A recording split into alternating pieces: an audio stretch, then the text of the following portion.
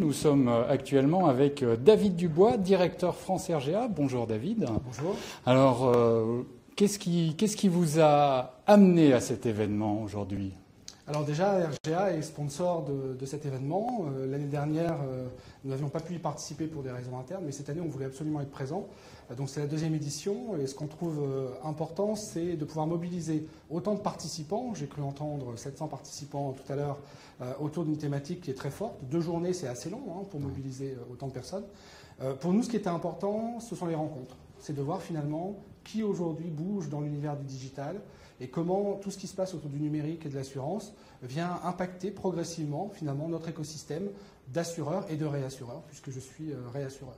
Et donc c'est ça qui m'intéresse dans ces rencontres. Oui, prendre le temps de faire un petit peu le point dans ce monde en mouvement perpétuel, c'est ce que vous dites, c'est ça, c'est important. C'est ça, de prendre un peu de recul, parce que finalement on est comme tout le monde avec le nez dans le guidon et beaucoup d'activités opérationnelles.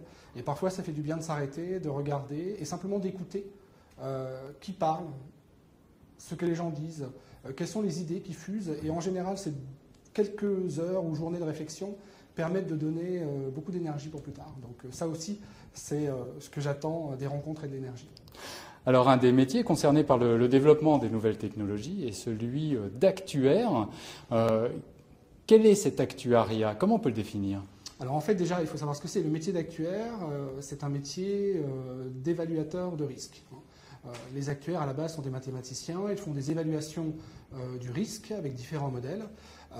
Certains modèles sont assez traditionnels puisque l'actuariat est quand même une science plutôt ancienne.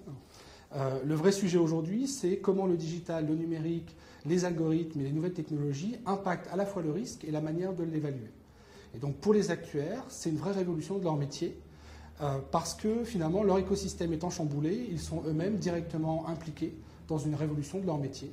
Et donc en tant qu'évaluateurs de risque, ils doivent à la fois regarder comment les risques sont en train de bouger et comment les nouvelles technologies vont leur permettre de mieux apprécier finalement ces risques en temps réel, puisque le sujet du numérique, c'est d'apprécier constamment les évolutions et de les intégrer dans les réflexions.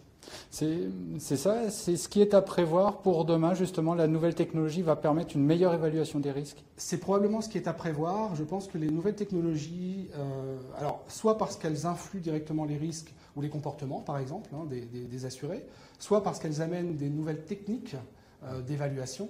Mais toute cette nouvelle technologie, finalement, impacte le métier au travers de la diffusion qu'elle a pour le métier d'actuaire par lui-même, mais aussi pour les employeurs, pour toute la chaîne de valeur des assureurs ou des réassureurs, en tout cas de tous les organismes qui portent le risque. C'est important parce que finalement, quand on ne peut pas faire un focus uniquement sur l'actuariat, parce que c'est tous les métiers qui sont chamboulés, les tarificateurs médicaux, la gestion, la vente, bien évidemment. Donc tous les métiers, de manière très transversale dans la chaîne de valeur, sont pratiquement impactés, voire très fortement impactés, par cette passation du numérique. Vous dites chamboulé, fortement impacté, ce sont des mots très forts, quoi. Parce que c'est très fort en fait. Et je pense que la difficulté qu'on a quand on est opérationnel, c'est qu'on a une permanence dans la manière dont on gère son métier. Et quelque part, on ne se rend pas compte que les choses bougent autour de soi. C'est comme un cheval à qui on met des œillères, on trace, sauf que l'environnement à côté est en train de bouger. Ouais. Et c'est là où il faut de temps en temps enlever ces œillères et regarder ce qui se passe réellement, parce que c'est risqué, pas uniquement pour les actuaires, mais pour tous les métiers, que de se retrouver oublié finalement dans cette transformation numérique. Oui, ce que vous dites, c'est bien d'aller vite, mais il faut savoir regarder autour de soi. Absolument, d'où ces 2 jours. Exactement. On va parler de l'assureur augmenté. C'est un concept que vous avez souligné récemment. Comment vous le définissez ? Alors effectivement, c'est un concept qu'on a mis en place lors d'un colloque RGA qu'on a organisé en France, à Paris, en janvier 2017, cette année. L'idée, en fait, nous est venue d'échanges qu'on a eus avec Jean-Luc Gambé, notamment pour monter ce colloque, où on s'est dit, mais finalement, on parle beaucoup d'humain augmenté. Depuis le début du XXIe siècle, alors on parle de transhumanisme, d'humain augmenté, alors avec des connotations un peu mythiques, religieuses. Nous, ce n'était pas le sujet. Le sujet, c'était, est-ce que l'assureur lui-même peut être qualifié d'augmenté ? Et donc, en fait, quand on a travaillé à ce concept, qui était d'ailleurs le titre de notre colloque, c'était de dire, l'assureur augmenté, c'est l'assureur qui voit l'augmentation de sa performance grâce à la transformation digitale, grâce à la passation du numérique au travers de l'ensemble de ces strates de sa chaîne de valeur. Alors évidemment, quand on dit l'augmentation de la performance, de quelle performance on parle ? Il y a la performance financière, mais il y a aussi la performance sociale, la performance dans le marketing, dans la gestion de la relation client. Et donc on peut regarder finalement cette augmentation au travers de l'ensemble de la performance d'un assureur. Et quelque part, quand on est réassureur, c'est un vrai sujet. Parce que si en face de moi, en tant que client des assureurs, j'ai des assureurs augmentés, est-ce que je peux continuer à avoir le même métier que celui que j'exerce depuis 10, 15, 20, 30, 40 ou 100 ans pour certaines compagnies de réassurance? Parce qu'on parle d'une réaction en chaîne, en fait, finalement, avec l'impact sur l'assurance, mais également qui se transmet sur le métier de réassureur, en fait. Absolument. D'autant plus que les réassureurs ont souvent été des précurseurs sur le marché de l'assurance en amenant un certain savoir-faire sur l'analyse et l'évaluation des risques. Parfois, pour certains marchés, c'est le cas de l'assurance dépendance, typiquement, les réassureurs ont été précurseurs de l'évaluation du risque, ont amené cette technologie ou ces informations ou cette vision du risque auprès des assureurs qui les ont ensuite diffusées. Le sujet, c'est que si j'ai des assureurs augmentés qui ont une manière de travailler différente, une accélération de leur process de production, une meilleure information de leurs risques, de leurs clients, comment moi, réassureur, je me situe dans la chaîne de production et à quel moment j'interviens? Est-ce que je suis en bout de chaîne où je vais me voir repousser tous les risques que l'assureur ne connaîtra pas et je serai en train de gérer des risques extrêmes purement et simplement, ce qui n'est pas du tout ce que souhaitent les réassureurs. Ce qui n'est pas enviable. En tout cas pas RGA. Ou alors est-ce que je passe en amont et donc quelque part je me remets dans la chaîne de production, je repasse en amont de cette chaîne et donc moi-même en étant augmenté, je participe finalement à cette évolution de la performance et j'intègre complètement une manière de penser différente. Ce qui est difficile parce qu'on est un métier très traditionnel en réassurance et donc quelque part on est aussi obligé de faire notre évolution comme le font les assureurs. Alors une évolution, une révolution qui va passer par quels outils concrètement? Est-ce qu'ils sont déjà identifiés? Alors en fait il y a plusieurs outils qui existent. Chez RGA on a développé plusieurs types d'outils pour le digital, pour l'innovation. L'innovation pour nous c'est apporter finalement des nouvelles capacités à nos clients. On a trois types d'outils qu'on a pour ne citer que cela. Les outils qu'on appelle de e-souscription, c'est-à-dire de souscription automatisée des risques, notamment des risques aggravés. On a des outils qu'on est en train de développer aussi qui s'appellent des outils de e-claim, parce que finalement ce qu'on fait pour faire entrer dans le processus d'assurance des assureurs avec un processus digital, on peut aussi le faire au moment des sinistres, de manière à accélérer, améliorer, rendre plus efficace le process d'évaluation des sinistres. Et puis aussi on a ce qu'on appelle la modélisation prédictive qui vise à faire évoluer la manière dont on tarifie les risques, de manière à peut-être se passer de certains critères, de certaines variables qu'on utilisait précédemment, comme des variables purement médicales, pour utiliser d'autres variables qui sont tout autant prédictives que celles qui étaient utilisées précédemment.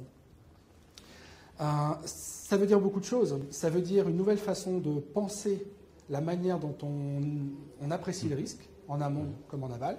Ça veut dire aussi des nouveaux outils, des nouveaux algorithmes, et ça veut dire aussi beaucoup de données pour être capable finalement d'intégrer cette information, de la redigérer et de faire bouger les process. Le corollaire de ça, c'est de faire changer l'organisation chez les assureurs. C'est-à-dire que quelque part, quand on introduit de la e-souscription, donc de la souscription automatisée des risques aggravés dans un point de vente, quelque part, le sujet, c'est de modifier cette organisation, de la faire accepter par le client, puisque ça change son process d'achat, et de la faire accepter aussi, finalement, par toute l'organisation. Ça va changer la manière de gérer, la manière d'évaluer le risque, la manière de le tarifer. Voilà, parce que vous ne travaillez pas en vase clos, effectivement. Il faut prendre en compte toutes les interactions de cet univers. Obligatoirement. En fait, un outil de e-souscription, pour ne citer que ça, ça n'est qu'un outil. Le sujet, c'est comme le digital. Le digital par lui-même, c'est juste un outil. C'est la manière dont on l'intègre, dont on l'utilise, qui lui donne de la valeur. Pour un outil de e-souscription ou de e-claim, c'est exactement la même chose. Le sujet, c'est comment j'intègre cet outil dans ma gestion de la relation clientèle. Et ça demande une réflexion en profondeur dans la manière dont j'ai organisé mon processus de vente, mon processus de gestion des clients.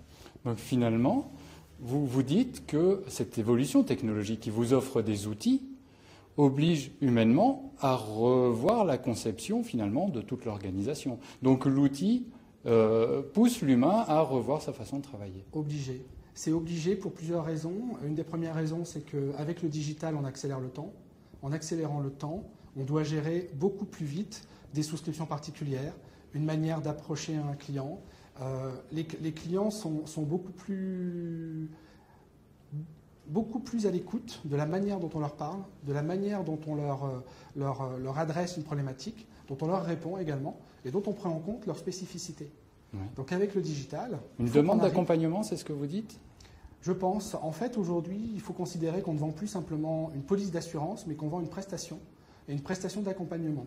D'accompagnement pour des gens qui sont hyper digitalisés, pour qui le portable est toujours à portée de main. Je l'ai mis à 2 mètres, mais je trouve que c'est très loin déjà. Parce que finalement, toute notre vie, elle commence à être résumée dans le smartphone. Et quelque part, il faut intégrer cet outil dans sa chaîne de production. Ça révolutionne beaucoup. Ça révolutionne les systèmes d'information, la manière dont on conçoit l'informatique, et surtout la manière dont on pense le client. On ne fait pas du push vers le client. C'est le client qui, parfois, n'est pas demandeur, mais par contre, il faut l'aider à révéler son besoin, arriver à lui susciter finalement un certain intérêt dans quelque chose qui est quand même pas très sexy. L'assurance par elle-même, c'est pas très sexy. On n'achète pas de l'assurance par plaisir. On a un coup de cœur pour je sais pas, une montre, des lunettes, des bijoux ou une voiture, mais pas pour une police d'assurance. Hein. Et donc, quelque part, comme on sait que l'assurance est nécessaire pour le développement économique, et ça c'est prouvé, c'est vital, on a un rôle fondamental en tant qu'assureur et réassureur.